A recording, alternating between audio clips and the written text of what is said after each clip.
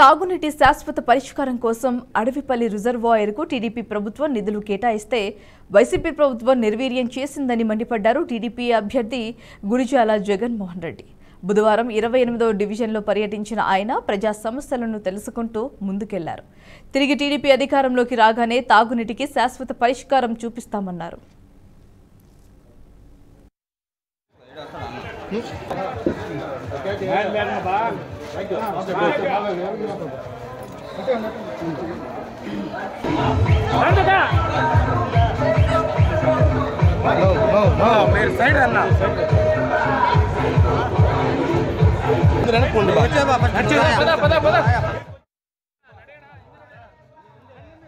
నియోజకవర్గ ప్రజలు 28వ డివిజన్ వినాయకపురంలో తిరుగుతూ ఉన్నాము. ఇక్కడ త్రాగునీటి సమస్య చాలా పెద్దదిగా ప్రతి కుటుంబం ప్రతి ఒక్క వ్యక్తి త్రాగునీరే అడుగుతున్నారు. గత 5 సంవత్సరాల నుండి మాకు వారానికి ఒక్కరోజు 15 రోజులకు ఒక్కసారి నీళ్ళు వదులుతుంది మున్సిపాలిటీ అని చెప్తున్నారు. నేను పదే చెప్తున్నా, మున్సిపాలిటీలో కూడా పనిచేసే ఎవరైతే అఫీషియల్స్ ఉండారో వాళ్ళు ప్రజల సమస్యల పట్ల స్పందించమంటే వైఎస్ఆర్ పార్టీకి తొత్తులుగా పనిచేస్తున్నారు ఈ చిత్తూరు మున్సిపల్ అధికారులు.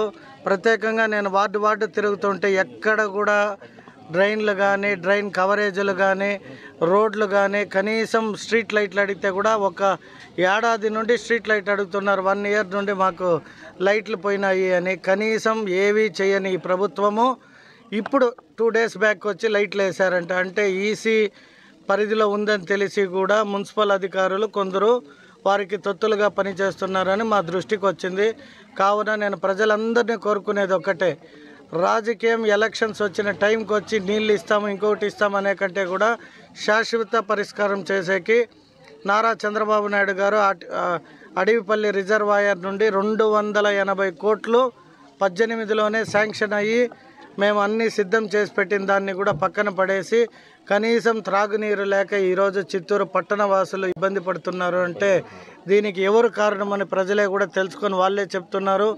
మాకు ఏ నాయకుడు వచ్చి ఓటు అడిగి సమస్యలు తెలుసుకునింది అంటే అది ఒక తెలుగుదేశం పార్టీ నాయకులు తప్పితే ఇప్పుడున్న వైఎస్ఆర్ ప్రభుత్వంలో ఏ నాయకుడు మాకు చిత్తూరు నియోజకవర్గ ప్రజలు